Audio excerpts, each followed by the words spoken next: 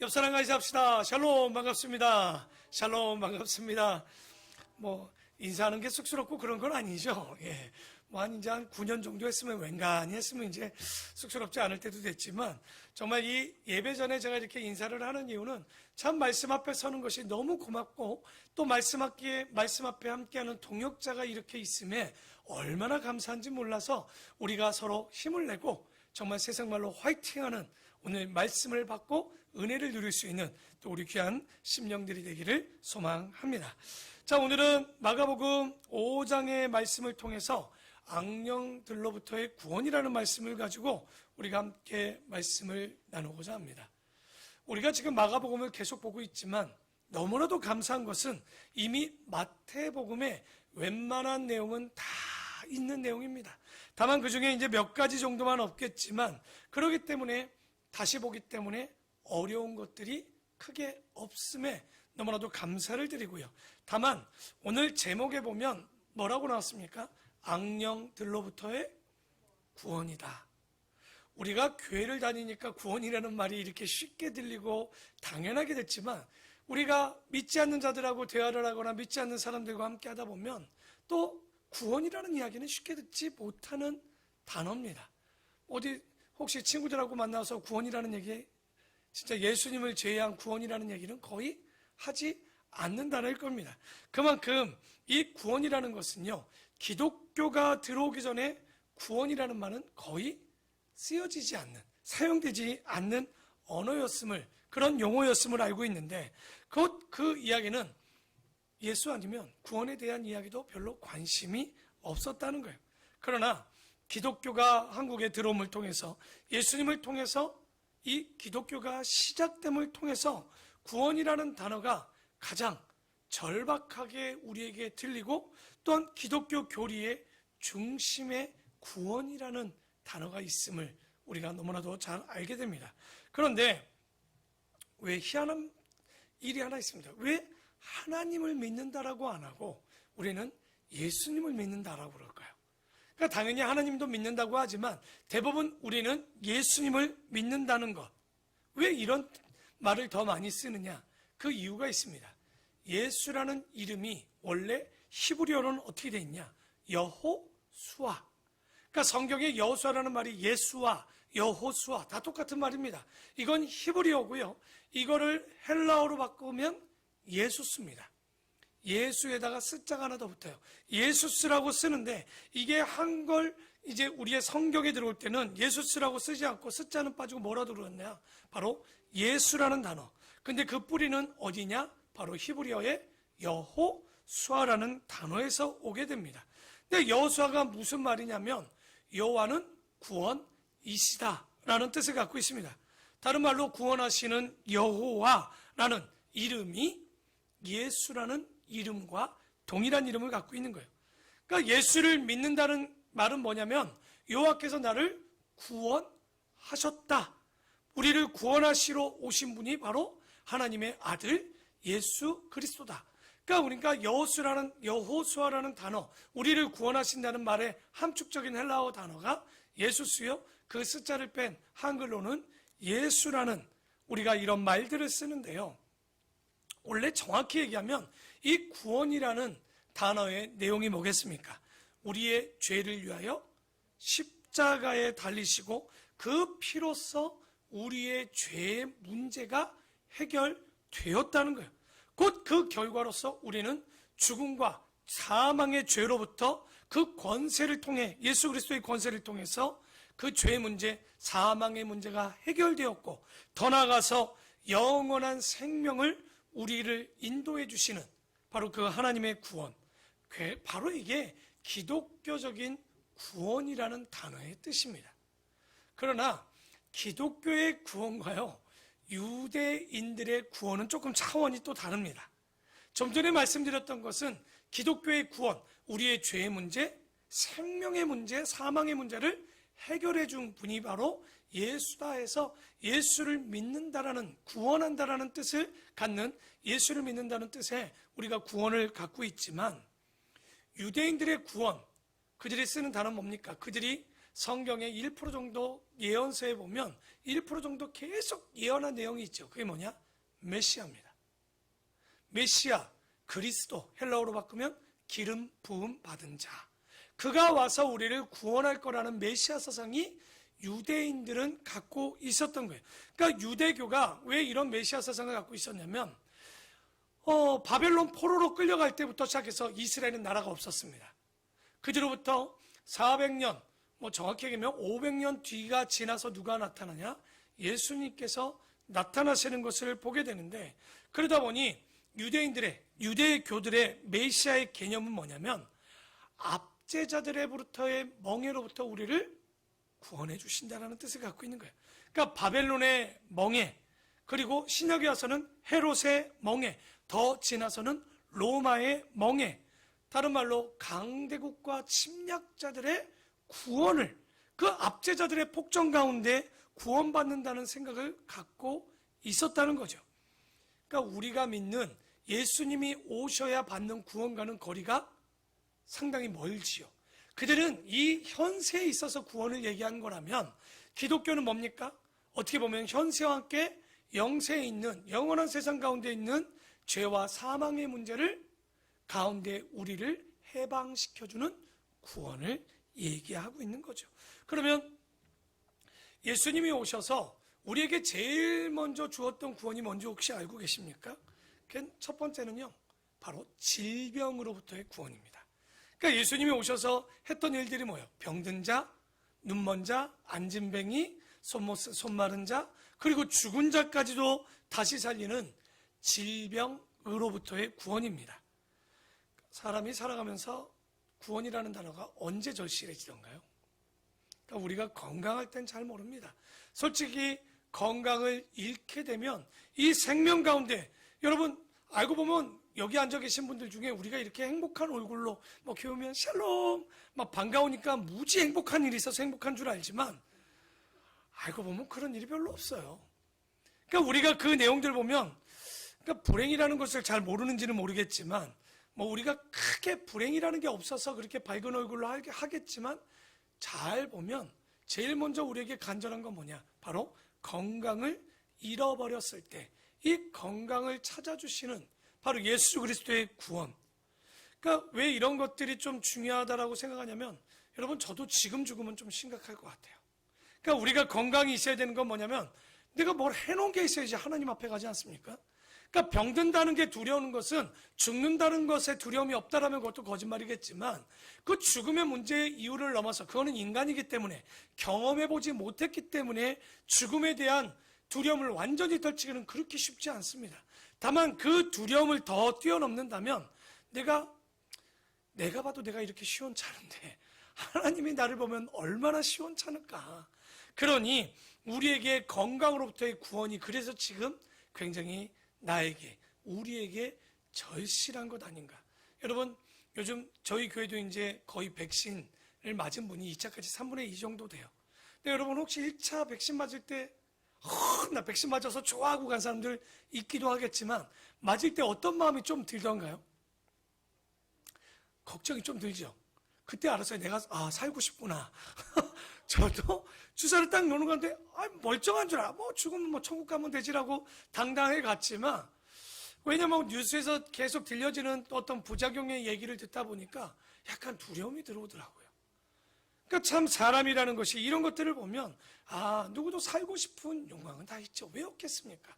그러나 더 중요한 건 우리가 살아야 되는 이유를 아는 것. 그 가운데서 우리가 여러분 일할 것이 있다면 주님께서 우리를 쓰십니다. 걱정하지 마십시오. 그렇기 때문에 우리의 사명을 갖는 것이 중요하고, 그래서 예수님이 오심으로 우리에게 주었던 첫 번째 구원은 바로 질병으로부터의 구원, 해방을 보여줍니다. 두 번째로는 오늘 제목하고도 같지요. 바로 악령, 다른 말로 더 쉽게 가까이 하면 귀신으로부터의 해방을 얘기합니다. 여러분 어떤 종교가 귀신을 쫓아내나요? 잘 보면 무당들이 귀신을 쫓는 걸로 여러분 알고 계시죠? 우리가 구슬하거나 이러면 귀신을 쫓는 것이 아니라 정확히 보면 귀신이 들어오는 것이 무당입니다. 굿입니다. 여러분 내가 잘 가는 음식점을 여러분 뭐라고 그래요? 잘 가는 가게를? 그러니까 단골이 뭔 말인지도 모르고 쓰고 있는 거죠. 그러니까 단골이라는 말의 어원을 찾아가면 정확하진 않아요. 거기서 나왔다라고 하는데, 점치는 구슬하는 데 있어서 자주 가는 점쟁이를 찾아가는 집을 당이라고 쓰죠. 그래서 우리 뭐 당고개 할 때 이 당고개가 그 무당이 많은 당집이 많은 집을 당고개라고 하는 거예요. 그러니까 단골할 때 니은이 아니라 이응을 써서 단골에서 단골이 나왔다. 그러니까 귀신을 자주로 부르러 가는 집이 단골이에요. 자주 찾아가는 점쟁이가 단골이란 얘기예요. 그런 집에 귀신이 많죠. 그렇죠. 귀신을 쫓는 게 아니라 오히려 이런 것들을 보면 귀신을 뭐 한다고 그래요? 달래죠. 근데 성경에 나옵니다. 귀신 하나 쫓으면 달래서 보내면 어떻게 해요? 7 귀신이 쳐들어와요. 귀신은 달래는 것이 아니라 선포하여 예수의 이름으로 쫓는 거예요. 절대 그걸 두려워할 일이 없는 거죠. 그러니까 바로 귀신으로부터의 그 악령으로부터의 구원이라는 거죠. 그러니까 그 장난과 회방 가운데 놀아나면 안 되는 거예요. 바로 그런 구원을 얘기하고요. 세 번째는 뭐냐면 가난에서부터의 구원입니다. 여러분, 우리가 물질을 쫓지는 않아요. 물질의 목적을 두지는 않습니다. 행복의 요건 중에 물질이 들어가지는 않아요. 그러나 돈이나 재산은요, 아무리 많아도 행복할 수는 없지만 문제는 기본적인 의식주가 안 되면 이것이 굉장히 어려운 거예요. 그러니까 우리가 가난으로부터의 해방이라는 말은 뭐냐면 적어도 먹고 자는 문제만큼은 해결받아야지만 행복할 수 있는 거죠. 그래서 직장에서 솔직한 일을 우리가 잘리거나 이런 먹고 사는 문제가 올 때 정말 마음이 두려운 거예요. 그래서 우리가 기도, 예수님이 필요한 이유는 바로 그런 가난으로부터의 구원을 우리가 필요하기 때문에 예수를 믿는 거예요. 왜? 구약은 뭐랍니까? 하나님께서 얘기하죠. 일용할 양식을 주셔요. 저는 예수 믿고 굶어본 적이 없습니다. 정말 이 예수를 믿는다는 것은 저는 성경을 믿습니다. 그대로 문자적으로 믿습니다. 그렇기 때문에 주께서 우리를 입히시고 먹이신다는 걸 우리가 믿고 나가는 거예요. 그런데 하나님의 일을 해보니까 진짜 돈은 부록이에요. 부록. 나 집을 막 주셨어요. 이런 거에 막 기적 놀랄 것도 없어요. 약속하셨어요. 굶기지 않는다고. 그러니까 두려워하지 말고 믿고 나가면 분명히 가난으로부터의 구원도 주십니다. 네 번째로는 분명히 주님께서 우리의 유대인들도 믿는 메시아, 바로 독재자로부터의 구원도 보여주실 것이고요. 다섯 번째로는 더 근본적으로 우리에게 진짜 예수 그리스도가 필요한 구원은 뭘까요? 바로 죄로부터의 구원이 우리에게 분명히 필요하다는 거예요. 그러니까 우리에게 예수님이 필요한 더 큰 이유는 바로 이런 문제들을 해결해 주시고 구원하시는 분이 누구다? 바로 예수 그리스도다. 예수님이 밥 먹여줘요? 오병이어 보셨으면 그걸 여러분 믿습니까? 밥 먹여줍니다. 우리가 말씀을 따르고 최선을 다하면 절대 굶지 않는 거예요. 주님은 자식이 굶는 걸 원찮아요. 그러니까 성경의 역사를 보면 기가 막히다는 거예요. 배고른 게 문제가 아니라 배불러서 나를 찾지 않을까 봐 걱정인 거예요. 주님은 복 주고 싶어서 산타 할아버지는 절대 그 할아버지가 아니에요. 우리 하나님께서 복의 근원 되신 하나님께서 복의 주머니를 들고 계시는 거예요. 그리고 예수 그리스도 안에 있는 자들에게 그 복을 주시고 성령을 통해서 누리게 해주시는 거예요. 그러니까 삼위 하나님, 여러분 복의 근원 누구예요? 복의 근원 강림, 그 하나님인 거예요. 그 복은 누가 받는 거라고요? 예수 그리스도 안에 있는 자가 받는 것이고 그것을 누리는 것은 성령을 통해서 누릴 수 있다라고 이야기를 합니다.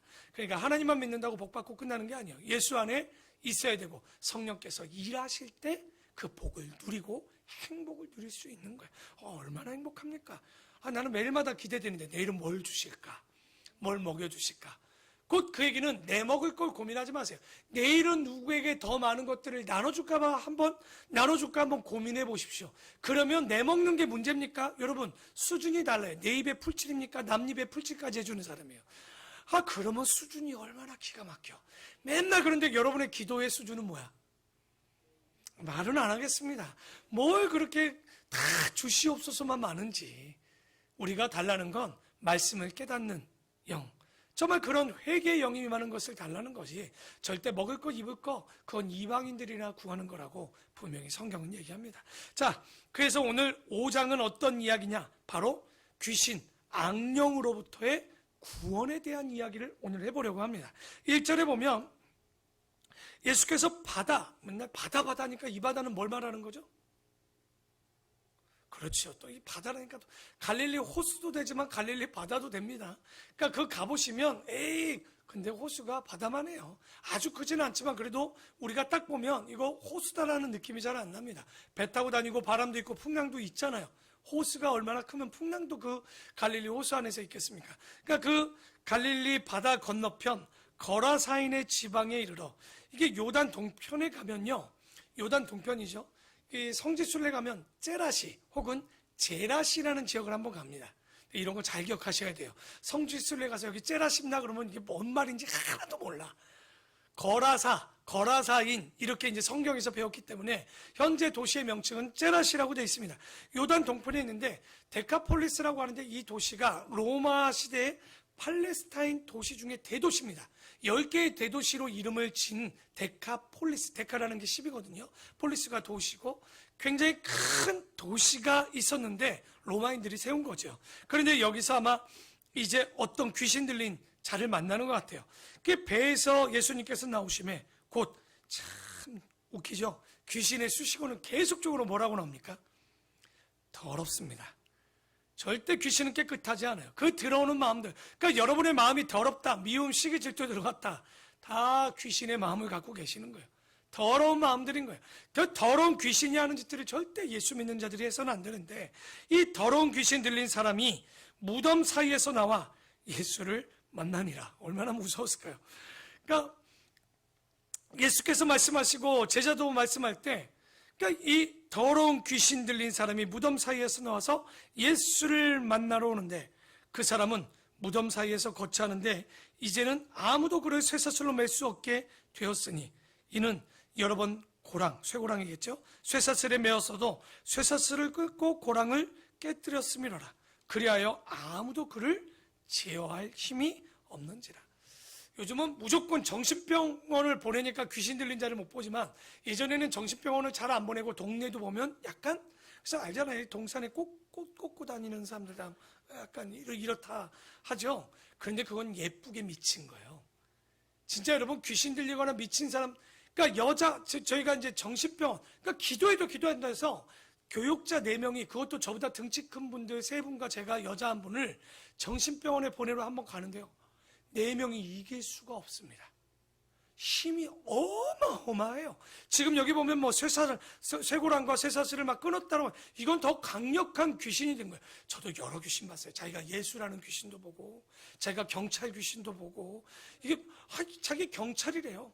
뭐 희한한 귀신. 옛날에는 이렇게 영적으로 이상한 사람들이 생각보다 꽤 동네에 많았죠. 그래서 교회가 부흥할 때 어떤 교회들이 많이 부흥했습니까? 옛날에 귀신을 쫓는 목사님들. 제 모교회 목사님도 굉장히 귀신을 많이 쫓으셨어요.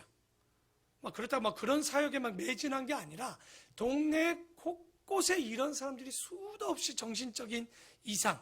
그러니까 뭐 그게 진짜 정신적인 이상도 있었겠지만 실제 악령이 들어가서 왜냐면 기도 와서 거품하고 정말 그 나오는 모습도 제가 봤기 때문에 이게 악령과 진짜 정신이 나간 사람과의 그 왔다 갔다 그 중간에 정확히 모르겠지만 분명히 악령이 강력한 걸 볼 수 있죠. 그렇게 되니까 5절에 밤낮 이 사람이 뭐 하는 줄 압니까? 무덤 사이에서나 산에서나 늘 소리 지르며 여러분 귀신 들린 사람들이요. 진짜 여러분 눈 보신 적 없죠? 섬뜩합니다. 제 뒷골이요 정말 삐뚤해요. 그때 제가 전도사에서 나를 우습게 봤는지 모르겠지만 아니면 내가 움찔했을지도 몰라. 제가 더 세 보였어요. 그러니까 보는 순간 왠지 모를 내가 그런 거 있잖아요. 귀신 들린 자들의 능력 중에 하나가 뭐예요? 내 죄를 자꾸만 얘기해요. 그러니까 죄 지은 게 있으니까 살짝 겁나더라고. 혹이나 이거 말하면 안 되는데 제가 아니 저도 이제 경험치가 좀 있죠. 사역을 20년 넘게 했기 때문에 왜 귀신 들린 사람을 안 받겠습니까? 근데 이 사람들 사이에 좀 말도 많고 소리도 지르고요. 시끄럽고요. 그리고 돌로 자기 몸을 해치고 있었더라. 그러니까 귀신이요 자꾸 자기의 몸을 상해합니다. 그래서 스스로 몸을 상해하거나 스스로 죽기도 합니다. 그러니까 이건 보면 자살이 아니라 타살인 거예요. 왜? 그건 자기의 어떻게 보면 의지가 아니라 선택이 아니라 귀신의 선택으로. 요즘 뭐 하나 드라마 하나 하더라고요. 제가 잠깐 보니까 공부 안 하는 애들한테만 귀신이 들어가서 스스로 목숨을 끊게 하는 요즘 뭐 드라마 하나 있어요. 저도 보는 게 아니라 하나 잠깐 한 장면을 봤는데 그 공부 잘해야 돼요. 못하는 애들만 찾아서 들어가서 스스로 목숨을 끊게 하는 거예요. 진짜 아이들이. 자기를 비관하게 만들어서 살아도 부모가 나를 이래서 미워하고 비관하게 만들어서 스스로 목숨을 끊게 하는 거예요. 그래서 이제 좋게 된 게 무당이 쫓더라고. 이제 젊은 그 여주인공이 그런 귀신을 쫓는 이런 능력이 있어서 쫓는데 절대 쫓는 게 아니라 뭐라고요? 그건 달래는 거예요. 쫓는 게 아닙니다. 멋있게 보일 뿐이죠. 어쨌든 이렇게 스스로 몸을 자해하거나 욕을 하거나 아주 더러운 행태를 하는 귀신이 있는데 그가 예수를 보고 멀리서부터 보고 달려와 절합니다. 참 바리새인들은 멀리서부터 예수를 쫓아내려고 그러는데 귀신은 멀리서부터 알아보고 예수님께 쫓아옵니다. 참 놀랍지 않습니까? 그러니까 아무도 제어할 힘이 없는 이 귀신 들린 자가 멀리서부터 예수를 알아보고 달려옵니다. 왜 달려왔을까요? 큰 소리로 부르짖어 이르되 지극히 높으신 하나님의 아들 예수여. 기가 막히지 않습니까? 성경을 볼 때마다 예수 믿는 자들은, 하나님을 믿는 자들은 예수를 못 알아보고 귀신은 하나님을 귀신같이 알아봅니다. 그래서 귀신인지 몰라요. 귀신같이 알아보는 거야. 그래서 지극히 높으신 하나님의 아들 예수여, 나와 당신이 무슨 상관이 있나이까? 오라건대 하나님 앞에 맹세하고 나를 괴롭히지 마옵소서 하니, 이는 예수께서 이미 그에게 이르시되 더러운 귀신아 그 사람에게서 나오라. 여러분 절대 달래지 않습니다. 예수님은요 말씀의 선포요, 그 말씀으로 그 귀신을 쫓는 거예요. 그 사람에게 나오라 하셨습니다. 이에 물으시되 네 이름이 무엇이냐? 그래서 예전에 제 목요일 목사님이 귀신 쫓는 걸 제가 봤잖아요. 묻더라고요. 너 어디서 들어왔냐? 너 무슨 귀신이야? 물어보러 들어왔습니다. 그분 집사님이었어요. 철야하다 귀신 들려가지고.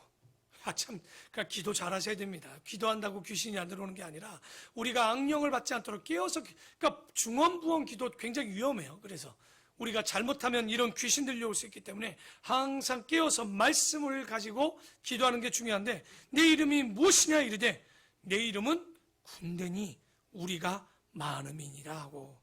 솔저예요, 솔저. 군대래요, 군대. 군인 중에 아주 더 강력한 군대라는데, 귀신 이름이 군대라는 귀신 보셨습니까?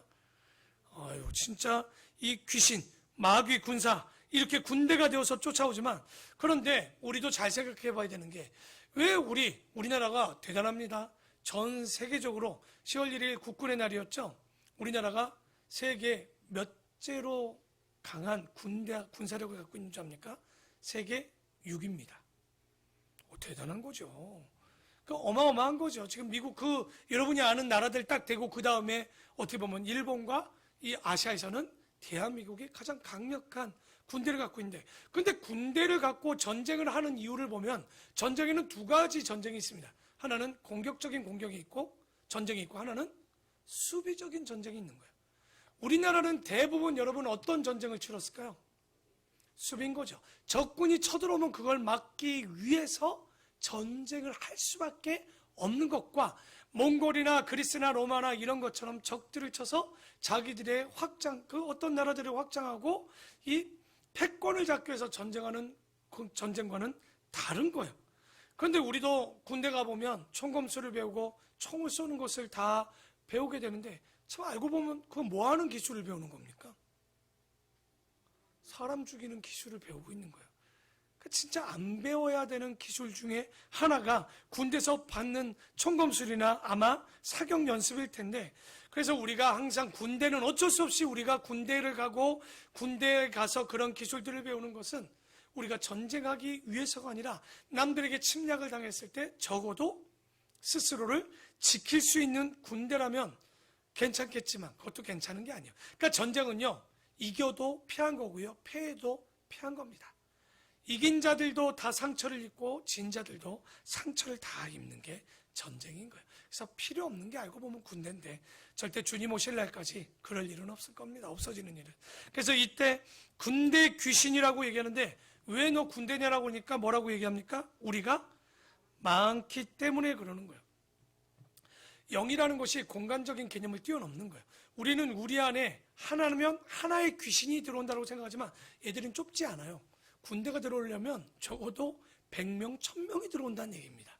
지금 돼지에게서 쫓겨난 숫자를 보시면 얼마나 몇 마리가 들어와 있는 거야. 알고 보면 2000마리가 들어가 있는 거예요, 귀신이. 그대로 본다면 2,000마리의 돼지에게 피해 들어갔다라고 그러면 어떻게 2,000마리, 그러니까 강력한, 아까 했잖아, 쇠사슬을 끊는 건 아직 제가 본 적이 없습니다. 4사람 정도를 이겨내는 귀신은 본 적은 있어도 제가 쇠사슬을 끊는 귀신까지 못 봤지만 이건 정말 어마어마한, 근데 우리가 아는 분 중에 하나, 예수를 따라다니고 예수를 보필했고 예수님의 사역을 도왔던 막달라 마리아에게도 왜요? 귀신이 몇 마리까지 들어왔습니까? 7마리까지 들어왔던 사건들을 우리가 보지요. 그러니까 참 무서운 거죠. 하나를 쫓으면 7이 들어올 수 있는 그런 일들이기 때문에 절대 귀신은 달래거나 그렇지만 우리가 두려워할 일도 없어요. 전혀 두려울 필요 없습니다. 항상 얘기하죠. 어둠은 아무리 작은 빛이 들어와도 그 어둠은 물리칠 수 있는 거예요. 그러니까 두려워할 일이 전혀 없죠. 그래서 9절에 이에 물으시되 너 이름이 무엇이냐 이르되 내 이름은 군대니 우리가 많음이니이다 하고 자기를 그 지방에서 네부갓네살이 마시기를 강구하더니, 뭐 웃기죠. 그러니까 이것을 보면 아무리 강력해도 누구 앞에서는 약하는 거예요. 우리가 하나님의 자녀예요. 예수님의 자녀라면 두려워할 일이 없는 거예요. 그러니까 마귀는 예수를 보고 두려워하는 거예요. 그럴 수밖에 없는 거죠. 그랬더니 자기를 그 지방에 내보내시기를 마시기를 강구하더니 마침 거기 돼지의 큰 떼가 상곁에서 먹고 있는지라. 이에 강구하여 이르되 우리를 돼지에게로 차라리 보내어 들어가게 하소서 합니다. 그러니까 여기 왜 가끔 의문을 여러분이 가지셔야 돼요. 우리가 레위기 11장을 배우는 유대인들이었다면, 율법을 아는 사람들이라면 그들이 먹지 않는 고기가 있죠. 돼지고기죠. 왜? 굽이 갈라지지 않았고, 성경대로 하면 굽이 갈라지고 되새김 할 수 있는 그 고기들만 먹을 수 있는데 돼지는 굽이 갈라지지 않고 되새김만 했기 때문에 유대인들은 뭘 먹지 않아요.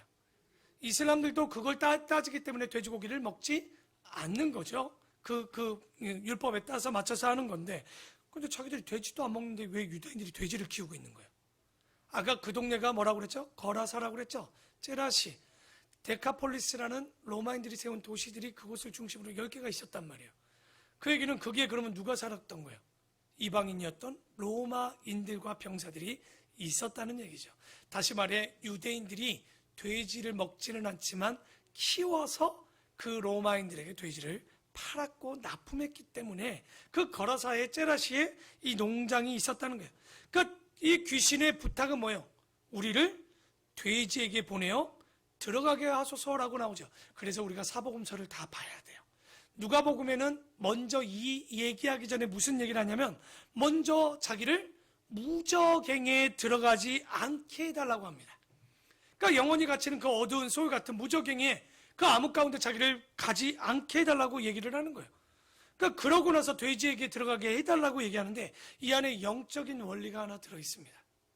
여러분, 귀신은 숫자가 줄지 않을 것처럼 보이지만 이 말씀대로 하면 예수님께서, 하나님께서는요, 진짜 악한 영들, 악하게 변한 영들은 어디다 넣으신다는 거예요, 지금 잡아다가. 무저갱에다 잡아 넣는 것을 볼 수 있는 거예요. 그러니까 어떤 귀신들은 너무 강력해서 두고요. 그러면 지금 우리 마음에 막 들어오고 저 집에 갔다가 막 어떤 자식이 귀신 같은 때도 있죠. 하는 짓이. 그렇죠? 부모가 그럴 때도 남편이 부인이 귀신 같은 행동을 하죠. 저 진짜 귀신이 들어가면 그 사람은 아니지만 그의 몸과 마음을 이용해서 귀신 같은 행위를 한단 말이에요. 그러면 남은 귀신들은 지금 뭐 하는 거예요? 보면 주님이 오시는 세상 끝날까지 우리가 예수님을 믿을 때 우리를 테스트하기 위해서, 시험을 위해서 어떻게 보면 시험용 귀신을 남겨두신 것 같아요. 사단이 그렇게 하도록 두는 것은, 우리가 그렇잖아요. 여러분 믿음, 이번 주 얘기했죠? 지난주에. 반 4가지 중에 우리가 믿음이 큰 줄 알고 있지만 어떤 일이 벌어지는 거예요? 고난과 환란이 오면 그 뿌리채 말라버리는 일이 벌어진다고 그랬죠. 돌짝밭길 가운데. 바로 그런 겁니다. 왜 이 테스트, 마귀들이 들어오기 전까지는, 그런 일들이 벌어지기 전까지는 여러분 되게 신앙 좋아 보이죠. 저 항상 기도해요. 내 남편이 귀신 같은 짓 하면 귀신이 나오던가요? 안 나와요. 그러니까 나에게 미움이 들어오면요, 여러분 목회자도 미움이 들어오면 정말 기도가 1도 나오지 않습니다. 그러니까 이미 내 마음을 빼앗긴 거예요. 그러니까 이 귀신을 두었다는 이야기는 뭐냐면, 이런 자들을 정말 두어서 우리를 시험용으로 두지만, 그런데 다른 원리 하나는 뭐냐면, 어떤 귀신들은요 갈수록 이것들이 강력해져요. 점점 악해지는 것을, 갈수록 악한 악령들이 일어나는 것들을 우리가 보게 되는데, 그것이 사람으로 봐도 똑같은 거예요. 요즘 여러분 우리가 우리 아이들에게 윤리를 가르치고 도덕을 가르쳐도 세상이 어떤 것 같습니까? 선해지지 않죠. 갈수록 뉴스에서 나오는 사고를 들으면요, 이제 자식도 없고 새끼도 없어요. 여러분, 부모가 자식 죽이는 사건이 얼마나 많이 나옵니까? 자녀가 부모를 해하는 사건이 얼마나 나옵니까? 세상에 동물들도 그런 짓을 하는데 동물보다 못한 금수보다도 못한 일들이 지금 세상에 너무 많이 일어나는 것은요, 사람의 문제를 뛰어넘어 이것은 영적인 문제인 것을 아셔야 돼요. 왜냐하면 이 귀신들 중에도 더 뭐하는 귀신들이 있다는 거예요. 악한 귀신들이 있다는 거예요. 그런데 그런 귀신들은 자보다 뭐 하시는 거예요? 하나님께서 무적행에 넣으신다는 얘기는, 우리가 그래서 고린도전서에 보면 그런 얘기를 하죠. 사도 바울이 하나님은 미쁘시고 의로우사 우리에게 뭐 할 시험만을 주신다? 감당할 만한 시험을 주신다는 그 원리는, 그 악한, 우리가 넘어져서 정말 힘들게 하는 귀신들은 잡아서 무적행에 두시고 시험용, 테스트용 귀신만 있는 거예요. 그렇기 때문에 우리는 귀신을 두려워할 필요가, 감당할 만한 시험 다 이길 수 있는 거예요. 근데 다만 내 믿음이 연약해서 감당치 못하기 때문에 그렇지, 절대 여러분 귀신 무서워, 구더기 무서워 장 못 담는 그런 일들 하지 마십시오. 절대 걱정하지 않으셔도 됩니다. 절대 우리가 그렇게 호락호락하지도 않고요, 너무 떨 필요도 없습니다. 그래서 11절에 보면 마침 거기 돼지의 큰 떼가 산 곁에서 먹고 있는지라 이에 간구하여 이르되 우리를 돼지에게로 보내어 들어가게 하소서 하니 허락하신대 더러운 귀신들이 나와서 돼지에게로 들어가며 거의 2,000마리 되는 떼가 바다를 향하여 비탈로 내리다라 바다에 몰사거늘. 여러분, 악한 영이 사람에게 들어가면 제정신이 아니라는 것을 아는데, 혹시 동물에 들어가서 돼지도 본정신이 안 되어서 혹시 들어보셨습니까? 돼지가 자살했다는 얘기? 네, 성경에 있네요. 돼지가 물에 들어가서 스스로 목숨을 끊는 거예요. 왜냐하면 그들이 그렇게 하는, 이 귀신이 하는 이유는 잡혀서 무적행에 들어갈까봐 두려워서 이런 거였어요, 이게.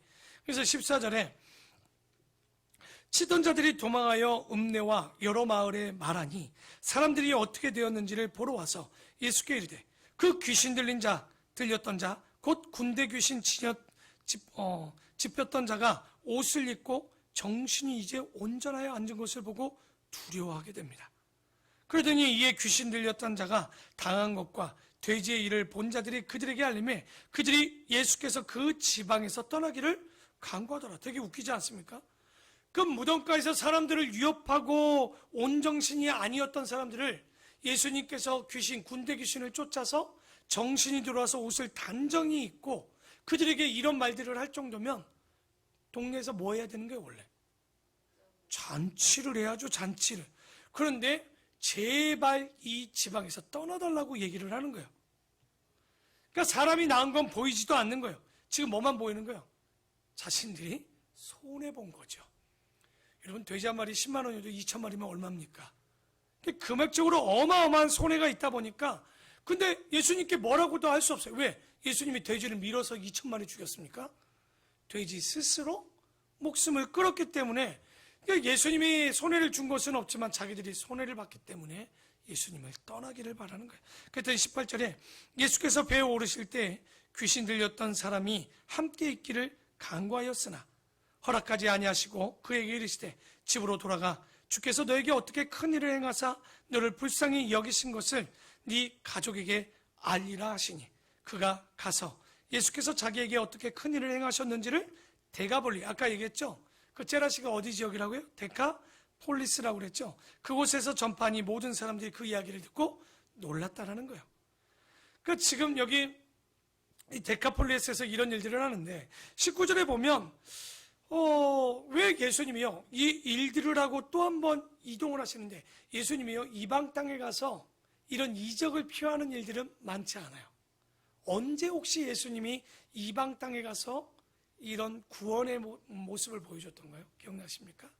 수로 보니게의 딸이, 여인의 딸이 거기도 귀신 들렸을 때, 그러니까 상에서 떨어지는 개들도 상에 떨어지는 것들을 먹는데 내가 그것만 못하냐, 나는 그것이라도 먹고 나에게 은혜, 구원을 달라고 했던.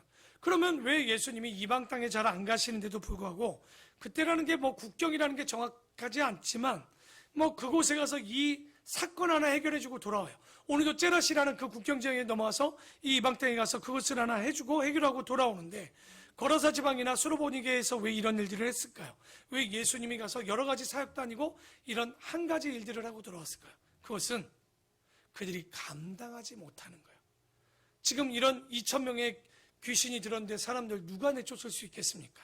그러니 예수님이 가신 거예요. 수로보니게의 여인도 마찬가지로 그러기 때문에 예수님이 가셔서 감당치 못하는 것들을 감당하시기 위해서 해결 방안으로 가셨던 거죠. 그래서 그가 가서 예수께서 자기에게 어떻게 큰 일을 행하셨는지를 데가볼리스 10개의 도시들에게 가서 전파하니 모든 사람들이 그 일들을 듣고 굉장히 놀라였다는 거예요. 그리고 나서 예수께서 또 배를 타시고 다시 맞은편, 거기는 어디냐? 가버나움입니다.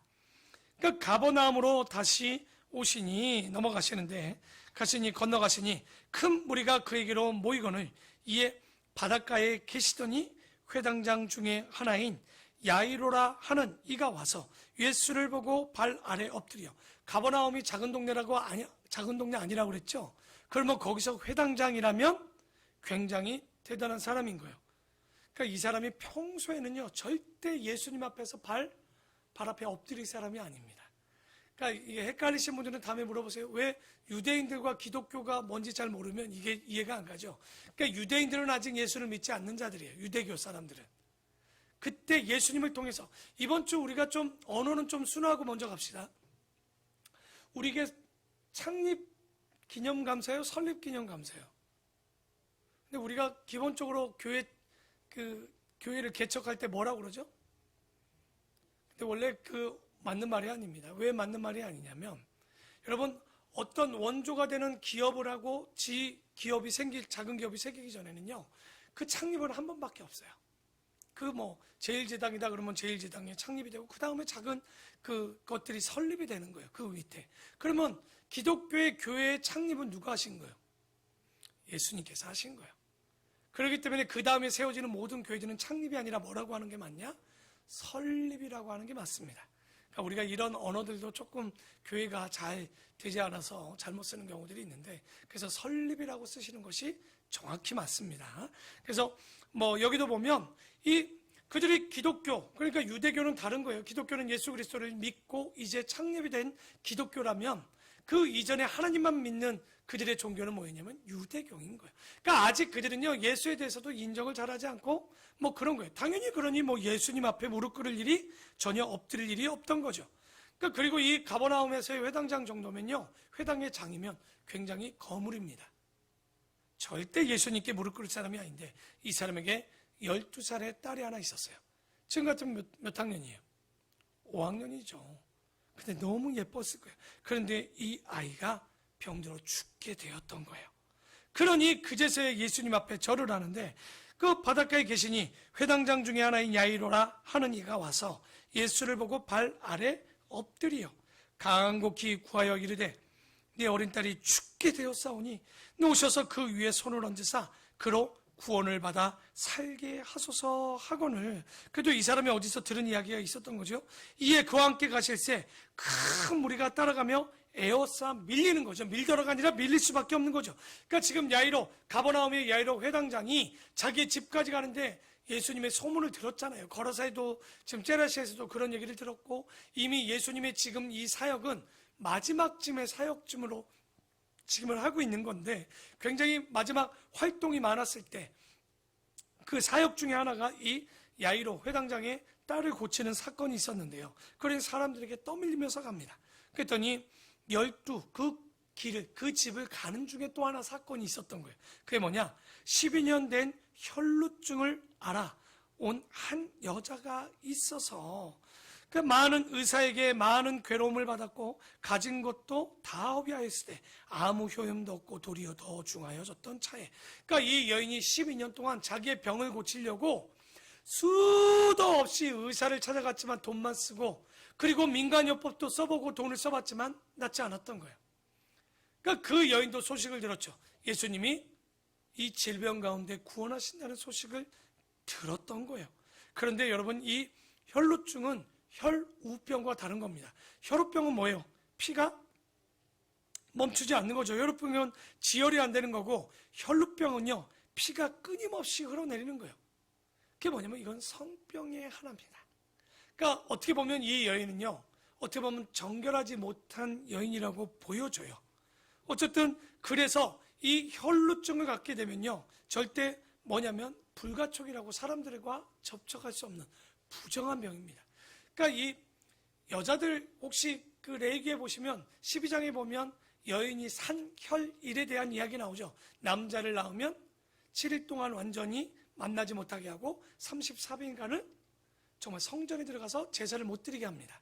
40일이죠. 여자는 14일간 완전히 구별을 하고 또 우리가 그 나머지에서 80일간을 못 만나게 하죠. 그럴 때 얘기할 때 임신하고 아이를 낳은 여인을 보고 성경은 뭐라고 그래요? 정하다라고 그래요? 부정하다라고 그래요? 아니, 애 낳는 게 무슨 부정한 일입니까? 피를 흘려서. 그러니까 왜냐면 우리가 레위기에 보면 뭐라고 나옵니까? 17장 11절에 보면 생명은 어디에 있다라고 그래요? 육체의 생명은 피에 있다라고 그러잖아요. 그러니까 이들이 생각하는 것은 이 부정이라는 개념은 피가 내 몸에서 흘러내리는 것은 부정하다 보는 거예요. 몸에서 정한 생명이 빠져나가는 거기 때문에 온전치 않은 부정이라고 이야기를 합니다. 그런데 그 부정을 뛰어넘어서 이 여인은 약간은 성병까지도 갖고 있는, 왜냐하면 어떻게 보면 자기의 생식기에서 부인병으로서 피나 고름이 계속 흘러나오는 거예요. 그런데 그게 몇 년이라고요? 12년을 이렇게 했다면, 그러니까 가산도 다 탕진했고요. 이제 다른 방법도 없어요. 너무 고난을 당했던 차에 예수의 소문을 듣고 무리 가운데 끼어 뒤로 와서 이 여인이 사람들 앞에 나올 자신도 없는 거예요. 왜냐면 자기가 어떤 여인인 걸 알고 있는 거잖아요. 부정한 여인인 거예요. 떳떳이 나올 수도 없는 거예요. 제가 혈루병 걸렸습니다라고 말도 못해. 그건 다른 물론 무슨 말입니까? 저 성병 걸렸는데 저 좀 고쳐주시겠어요? 그 여인이 정말 이런 말을 할 수 있는 게 아니었던 거죠. 그랬더니 27절에 예수의 소문을 듣고 무리 가운데 그러니까 끼어 뒤로 와서 그의 옷에 손을 댑니다. 그랬더니 이는 내가 그의 옷에만 손을 대어도 구원을 받으리라 생각함일러라. 이에 그의 혈루 근원이 곧 마름에 병이 나은 줄을 몸에 깨달으니라. 예수께서 그 능력이 자기에게서 나간 줄을 곧 스스로 하시고 무리 가운데 돌이켜 말씀하시되 누가 내 옷에 손대었느냐? 이렇게 얘기하니까 제자들이 오해합니다. 제자들이 여짜오되 무리가 에워싸 미는 곳을 보시며 누가 내게 손을 대었느냐 물으시나이까 하되. 그러니까 이 얘기는 뭐냐면 아까 사람들이 많으니까 밀려서 옷을 만졌습니까? 라고 질문하는 거예요. 그런데 지금 예수님은 그게 아니죠. 자기에게 뭐가 나갔다고요 지금? 기운이 빠진, 참 대단합니다. 기운이 빠진 것도 다 아시죠? 그랬더니 32절에 예수께서 이 일 행한 여자를 보려고 둘러보시니 여자가 자기에게 이루어진 일을 알고 두려워하여 떨며 와서 그 앞에 엎드려 모든 사실을 여쭈니. 왜 떨었겠습니까? 자기가 부정한 여인인데 랍비 같은 선생님의 몸에 손댄다는 것 자체가, 불가촉하는 이 병에 걸린 여인이 손을 대는 것 자체가 이게 부정하게 만드는 거예요. 여러분 성경에 보시면 알잖아요. 부정한 것이 만져지면, 물건에 만져지면 어떻게 돼요? 다 부정하게 됩니다. 사람에게 지어질 때도 동일한 거죠. 그러니까 이게 못하도록 하게 되어 있는데 만졌기 때문에 두려워했던 거죠. 그랬더니 예수께서 이르시되 뭐라고 얘기합니까? 딸아, 내 믿음이 너를 구원하였으니 평안히 가라. 내 병에서 놓여 건강할지어다 라고 얘기합니다. 지금 보면요, 32절 34절의 이 내용들을 보면 저 같으면 뭐라고 그랬겠을까요? 내 믿음이 너를 낳았다 그랬겠습니까? 내가 기도해서 네 낳은 거 알지? 그거 잊어버리면 넌 사람도 아니야. 그렇지 않겠습니까? 근데 내가 너를 고쳐줬으니 너 잊어서는 안 된다라고 하는 것이 맞을 텐데 예수님은 지금 뭐라고 합니까? 너의 믿음이 너를 고쳤다라고 하는 거예요. 이렇게 말할 의사가 세상에 어디 있을까요? 그런 일이 없는 거죠. 그러니까 내 믿음이 너를 고쳤으니, 너의 믿음이 너를 고쳤으니 이제 돌아가라. 그 여인의 믿음이 대단하긴 했죠. 예수님의 옷자락만 만져도 나을 수 있다는 믿음을 보셨던 거죠. 그러고 나서 뒤에 뭐라고 합니까? 평안히 가라. 너의 병에서 놓여 이제 건강하라는 거예요. 그러니까 지금까지는 나병이나 여러분 이런 성병은요, 불가촉으로서 사람들과 접촉하면 안 되는 거예요. 낫기까지는, 나은 이후에 제사장에 보여서 확실히 사람들 앞에서 선포되어지기까지는 절대 사람들이 사는 곳에 함께 거할 수 없는 거예요. 그러니 예수님께서 공식적으로 얘기해 주는 거예요. 너 나았다라는 거예요. 이제 사람들과 함께 들어올 수 있으니 떳떳하게 들어와 살아라고 예수님께서 말씀해 주시는 거죠. 참 질병으로부터의 구원, 참 언젠가 우리가 한 번씩은 이런 경험들을 해보신다면, 여러분 믿음은요 대단한 게 아니에요. 이 겨자씨만한 믿음, 정말 주님께서 나에게 이 병을 통해서 구원을 이루고 하나님께서 일하시기를 원하신다면, 하나님이 또한 그때와 그 뜻이 필요하신다면 안 낫는 것도 은혜고요, 낫는 것도 은혜요. 기도한다고 다 낫지 않습니다. 바울 보십시오. 그렇게 대단한 믿음을 가진 선생이었지만 그의 눈이나 간질, 눈병은 절대 낫지 않았어요. 왜? 넌 눈에 가시가 왜 두었을까요? 기도하고 그가 교만치 않도록 하나님께서 그에게 아마도 그 간질이나 눈병을 갖고 하셨겠죠. 그래서 다 낫는 것은 아니겠지만, 그럼에도 불구하고 우리가 정말 나아야 될 때는 주님은 나를 통해서 보여주실 때는 세상의 병으로 낫지 못하는 병들도 하나님께서 고치시고 예수 이름으로 고치실 줄 믿습니다. 정말 이런 믿음을 갖고 있는 거죠. 그래서 35절에 아직 예수께서 말씀하실 때 회당장의 집에서 사람들이 와서 회당장에게 이르되 당신의 딸이 죽었나이다. 어찌하여 선생을 더 괴롭게 하나이까? 지금 이 여인 고치다가 지금 아까 좀 전에 우리도 잊어버렸죠? 누구의 딸이 아팠죠? 야이로, 회당장 야이로의 딸이 지금 아파서 죽게 되었는데 이 혈루증 여인 때문에 일찍 오지 못하였으니 이제 선생님을 괴롭히지 말라는 건 이미 죽었기 때문이죠. 그랬더니 예수께서 그 하는 말을 곁에서 들으시고 회당장에게 이르시되, 줄 한번 치실까요? 두려워하지 말고 믿기만 하라 하시고, 그러니까 베드로와 야고보의 형제 요한 외에 아무도 따라옴을 허락하지 아니하시고 회당장의 집에 함께 가사 떠드는 것과 사람들이 울며 심히 통곡함을 보시고 들어가서 그들에게 이르시되 너희가 어찌하여 떠들며 우느냐? 이 아이가 죽은 것이 아니라 뭐한다? 잔다. 아이고 참 웃기죠. 이 사람들이 죽은 것과 산 것도 모르겠습니까? 그러니까 죽었으니까 선생님 더 이상 괴롭히지 말라고 하는 건 예수님이 와셔봐야 더 이상 이제 할 일이 없다라고 한 건데 완전히 웃기죠. 그러니 40절에 뭐라고 하는 거예요? 그들이 비웃지요. 우리가 죽는 것도 모를 줄 아나 이 양반이.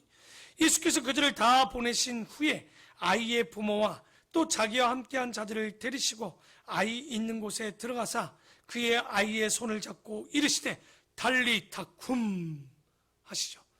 우리가 찬양하시죠. 캄캄한 인생길 그러면서 우리 찬양하는 이 달리다굼이라는 찬양이 있는데, 이 달리다굼은 헬라어도 히브리어도 아닙니다. 아람어입니다. 갈릴리 지역에서는 여러분 많이 쓰는 단어는 히브리어도 쓰지만 공용 언어는 아람어입니다. 그래서 예수님이 사투리 쓰셨죠. 아람어 쓰셨다는 거예요. 많이 쓰십니다. 중간중간 보면 쓰시는데 그 사투리 중에 달리다 쿰, 달리다가 뭐냐면 두 단어 합성어입니다. 달리다는 소녀야, 쿰은 일어나라. 그러니까 소녀야, 내가 너에게 말하노니 뭐하라? 일어나라. 그래서 어디 성교회 보니까 무슨 성교회가 있냐면 쿰 성교회가 있었어요. 일어나라, 쿰 성교회. 이렇게 이름도 짓더라고요. 좀 있어 보이긴 합니다. 쿰 성교회. 뭔 말인지 모르지만. 그게 바로 일어나라, 이렇게 말씀하시니 번역하면 곧 내가 너에게 말하노니 소녀야 일어나라 하심이라. 소녀가 곧 일어나서 걸으니 나이가 12살이라. 사람들이 곧 크게 놀라고는 예수께서 이 일을 아무도 알지 못하게 하라고 그들을 많이 경계하시고 이에 소녀에게 먹을 것을 주라 하시니라. 그러니까 성경에 보면 예수님 이후에 참 죽은 자들이 많이 일어나는 일들이 좀 초월적 일들이 일어나죠. 그러니까 예수님께서 일어나는 이런 대단한 권능들이 나중에 보면요, 요한복음의 요한은 7가지로 이 사건을 이야기합니다. 왜냐하면 7이라는 완전수를 정확히 하려고 많은 사건 중에 7가지 이 언어를 통해서 이제 이 사건을 통해서 이야기를 딱 하는데, 어떤 걸 이야기하죠? 시간을 초월하시는 예수님, 공간을 초월하시는 예수님, 죽음을 초월하시는 예수님, 그리고 우리가 잘 알듯이 잘 보면 운명을 초월하시는 예수님, 그리고 자연의 법칙을 초월하신, 무리를 걷는 사건들을 보면서 또 물이 포도주로 바뀌는 사건들을 통해서 자연의 법칙을 초월하시는 하나님, 그러니까 죽음도 초월하시는 예수님을 보여주시는데, 그러니까 우리가 진짜 중요한 거는 병 고치는 이 중요한 게 아니에요. 우리가 이 말씀을 통해서 깨닫는 게 뭘까요? 도대체 그 초월하시는 예수님이 누구시냐는 거예요. 우리가 그분이 누구시냐? 사도 요한은 결론적으로 그분을 누구라고 이야기합니까? 도마를 통해서 이야기하죠. 바로 나의 주, 나의 하나님입니다 라고 고백하게 하는 거예요. 그러니까 우리가 보면 이 하나님을 믿는 거, 여러분 병 고치지 않는다고 그러면 하나님이 아닙니까? 예수님이 아닙니까? 그게 아닌 거예요. 우리를 이 초월하신 하나님과 예수님이 누구시냐? 바로 우리를 구원할 자이라는 것을 보여주고 있는 거예요. 창조주이시기도 하시면서 심판주이시기도 하시는, 그리고 우리를 죄 가운데 구원하시고 우리를 영생 가운데 이끌어 주시는 분이 바로 예수 그리스도라는 거죠. 그래서 우리가 이런 말씀들까지도 볼 수 있는 눈을 갖는 이 시간이 되길 바라고요. 이제 말씀을 정리하면 예수님이 지금 달리타꾸만 이 사건도 보면요, 예수님의 사역의 절정기입니다. 가장 많은 사역과 많은 이적들이 일어날 때 거라사 지방에 들어가서 2,000명의 귀신, 군대 귀신, 많은 귀신이 들어간 귀신을 쫓아내는 이 사건, 무저경에 넣으려고 했던 거죠. 그리고 12의 12년을 혈루증 알아서 정말 자기의 가진 모든 재산을 탕진했지만 고치지 못했던 이 병을 예수님의 옷자락만 만지고서 정말 나았던, 주의 옷자락 만지사 그 여인이 깨끗게 되었던 이 사건, 그리고 죽은 솔려 바로 야이로 회당장의 딸을 낳았던 이 사건들, 마가가 왜 이렇게 좋은 일들만 많이 기록해 놨을까요? 우리가 이것도 좀 이해하셔야 돼요. 왜냐하면 로마 판도 안에 있는 이방인들에게 이 마가복음은 기록되어져서 그들에게 쓰여지고 있죠. 그럴 때 예수님이 어떤 분이었습니까? 우리가 마가복음 3장에 보면 식사할 겨를마저도 없었잖아요. 그러니까 너무나도 바빠셨던 그 예수님께서 이런 좋은 일을 하셨던 건 뭐냐면, 복음서를 기록한 목적 중에 하나가 그 기록해서 예수를 교훈하고 교육하기 위한 목적도 있지만, 두 번째로 뭐냐면 바로 이방인들에게 대해서 기독교를 변증하는, 우리가 책으로서 복음서도 기록합니다. 왜냐하면 잘못된 오해가 그들에게 많이 있었어요. 그 중에 하나가 최후의 만찬. 예수 믿는 자들은 살과 피를 먹더라, 식인을 한다라고 얘기를 했잖아요. 왜? 예수님이 뭐라고 했죠? 이 떡은 내 몸이고 살이니, 이 포도주는 내 피니. 그러니까 그거는 또 안 듣고 이걸 먹었다고 하니까 예수님 믿는 자들은 뭐 먹는다고 그런 거예요? 식인했다고. 식인, 사람을 먹었다라는 이런 일들이 정말 있었다. 사이비로 보는 경우들이 있었던 거죠. 그래서 마가복음이나 누가복음을 이렇게 보면 정말 뭐라고 얘기하냐면, 여러분 한편 강도가 예수님을 보면서 뭐라고 합니까? 이분이 하신 일들 중에 옳지 아니한 일이 하나도 없다라고 표현하는 거죠. 그러면 우리가 이런 말씀을 통해서 뭘 배워야 될까요? 우리가 지난주에 배웠던 것처럼 예수 믿는 자들은 우리도 또한, 야, 누구 봤더니 너 예수 믿지? 어쩐지 달라. 너를 통해서 비춰내는 그 빛을 보니 정말 너가 예수 믿는 자 맞구나라는, 그러니까 네가 하는 행동이 옳지 않은 일이 없다라는 얘기를 들을 만큼 우리도 믿음으로 살아내셔야 됩니다. 근데 우리가 이런 말을 들어야 진짜 우리가 옆에 있는 자들에게 전도와 선교를 할 수 있는 거지. 말만 잘하는 제발 그리스도인들이 되지 마십시오. 정말 오늘 주님이 우리에게 구원을 주신 목적도 그 구원을 주신 분이 누구냐는 거예요. 누굽니까? 우리를 죄 가운데 구원하시는 분. 그 분을 알았다면 이제 우리가 이 땅을 살아갈 때는 어떤 일들인 거예요? 바로 그 선을 보내고 보여주는, 등경 아래에 두는 그 침상 위에 밑에 두는 등경이 아니라 침상 위에 두는 등경이요, 정말 말 안에 두는 등경이 아니라 세상을 비치는 빛이 될 수 있도록 정말 주님이 우리에게 하시는 이 좋은 일들을 그대로 선한 일들을 하시고 선포하는 아름답고 복된 우리 성도들이 되기를 축원합니다. 기도하겠습니다.